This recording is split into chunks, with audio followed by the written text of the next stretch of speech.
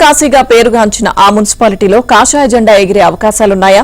గత ఎన్నికల్లో తిరుగులేని మెజారిటీ సాధించిన గులాబీ పార్టీ పట్టు నిలుపుకుంటుందా? ఒక్క ఛాన్స్ అంటూ ప్రాధేయపడుతున్న హస్తం పార్టీకి విజయావకాశం ఉందా? త్రిముఖ పోటీతో హీటెక్కిన వేములవాడలో ప్రజలు ఏ పార్టీని అక్కున చేర్చుకోబోతున్నారు?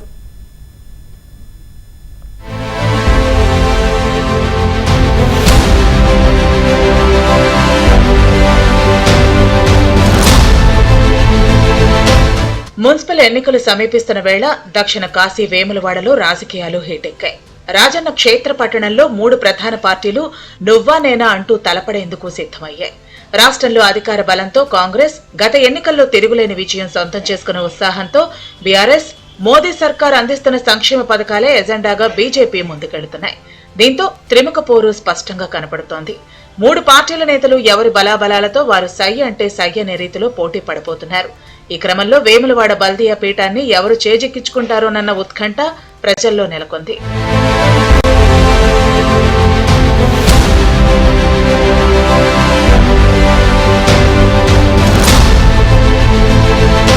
వేములవాడ మున్సిపాలిటీ 2014లో బీఆర్ఎస్ హయాంలో ఏర్పాటైంది. మొత్తం 14 వార్డులతో కేసీఆర్ సర్కార్ పురపాలికను ఏర్పాటు చేసింది. తొలిసారి జరిగిన ఎన్నికల్లో బీజేపీ సత్తా చాటింది. 14 వార్డులకు గాను 9ంటిని కైవసం చేసుకుని మున్సిపల్ పీఠంపై కాషాయ జెండా ఎగురవేసింది. అప్పట్లో ఉమ్మడి కరీంనగర్ జిల్లాలో బీజేపీ గెలుపొందిన ఏకైక మున్సిపాలిటీ వేములవాడే కావటం విశేషం. స్థానికంగా బీఆర్ఎస్ ఎమ్మెల్యే ఉన్నప్పటికీ మున్సిపాలిటీని గెలిపించుకోలేకపోయారు. తదనంతరం 2019లో మున్సిపల్ వార్డులు 28కి పెరిగాయి. రెండోసారి జరిగిన పురపాలక ఎన్నికల్లో గులాబీ పార్టీ తన విశ్వరూపం ప్రదర్శించింది. మొత్తం 28కి గాను 17 వార్డుల్లో గెలిచి బీజేపీ విజయ్ దుందుబి మోగించింది. ఆ ఎన్నికల్లో బీజేపీకి 8, కాంగ్రెస్ కు 3 స్థానాలు వచ్చాయి. అలా ఇక్కడ 2 సార్లు జరిగిన ఎన్నికల్లో బీజేపీ, బీఆర్ఎస్ చెరొకసారి విజయం సాధించాయి.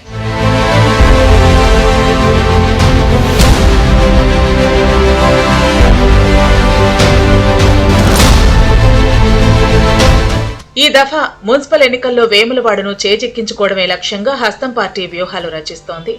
ఇందుకు సంబంధించిన కార్యకలాపాలను ఇప్పటికే ప్రారంభించింది. ఇందులో ముఖ్యంగా వేములవాడ పట్టణ రూపురేఖలు మార్చేందుకు కాంగ్రెస్ ప్రణాళికలు రచించింది. రాజన్న ఆలయ అభివృద్ధికి శ్రీకారం చుట్టింది. ఆలయ అభివృద్ధి ప్రధాన ఎజెండాగా ప్రజలను ఓట్లు అడిగేందుకు కాంగ్రెస్ సన్నద్దమైంది. ఇందులో భాగంగా ప్రధాన దేవాలయం పాత భవనాలను కూల్చివేశారు. నూతన కట్టడాలను అత్యద్భుతంగా నిర్మించేందుకు పనులు చేపట్టారు. దీంతో పాటు వేములవాడలో రోడ్ల విస్తరణ పనులు ఇప్పటికే ప్రారంభమయ్యాయి. ఇక స్థానిక ఎమ్మెల్యే ఆది శ్రీనివాస్ ప్రత్యేక దృష్టి పెట్టి మున్సిపల్ వార్డు అభ్యర్థులను ఎంపిక చేసే పనిలో పడ్డారు. తాము చేసిన అభివృద్ధే హస్తం పార్టీని గెలిపిస్తుందని ధీమా వ్యక్తం చేస్తున్నారు. ప్రజలు ఈసారి తప్పకుండా కాంగ్రెస్ పార్టీని గెలిపిస్తారన్న ఆశాభావం వ్యక్తం చేస్తున్నారు. రాష్ట్రంలో మున్సిపల్ నగరం మోగింది. మరి మా వేములవాడ పట్టణంలో ఒకసారి బీజేపీకి అవకాశం ఇచ్చారు, ఒకసారి టీఆర్ఎస్కి అవకాశం ఇచ్చారు.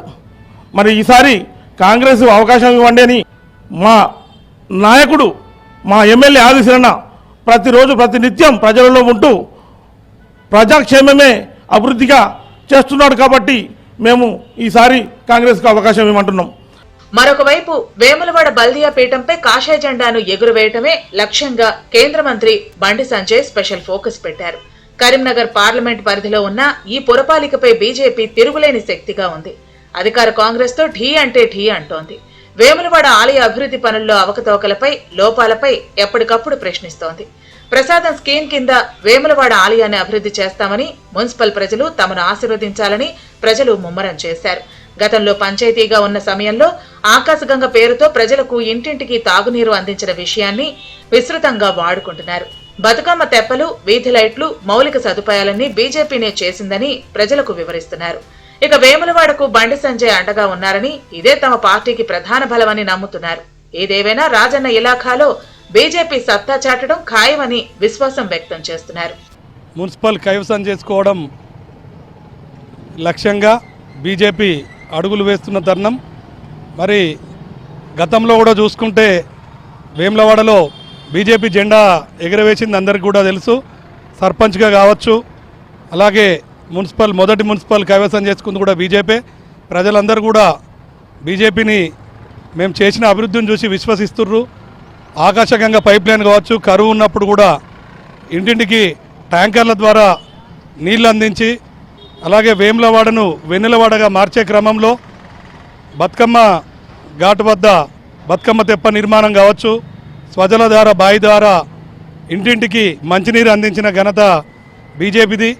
కేంద్రంలో బీజేపీ, రాష్ట్రంలో కాంగ్రెస్ అధికారంలో ఉండటం ఆ పార్టీలకు ప్లస్ పాయింట్ గా మారింది. పవర్ లో లేకపోవడం బీఆర్ఎస్ కు మైనస్ గా మారే పరిస్థితి కనపడుతోంది. బీజేపీ తరపున కేంద్ర మంత్రి బండి సంజయ్, కాంగ్రెస్ నుంచి ఎమ్మెల్యే ఆది శ్రీనివాస్ ఇప్పటికే ముమ్మర ప్రచారం మొదలుపెట్టారు. ఇదే సమయంలో ప్రజల్లోకి వెళ్లే విషయంలో బీఆర్ఎస్ కొంత వెనకబడిందన్న వ్యాఖ్యలు వినిపిస్తున్నాయి. అభ్యర్థుల ఎంపికపై కసరత్తుల్లో గులాబీ నేతలు నిమగ్నమయ్యారు. బీఆర్ఎస్ ఇన్ఛార్జ్ చెల్మెడ లక్ష్మీ నరసింహారావు నేతృత్వంలో బలమైన నేతలను బరిలోకి దింపేందుకు సన్నాహాలు చేస్తున్నారు.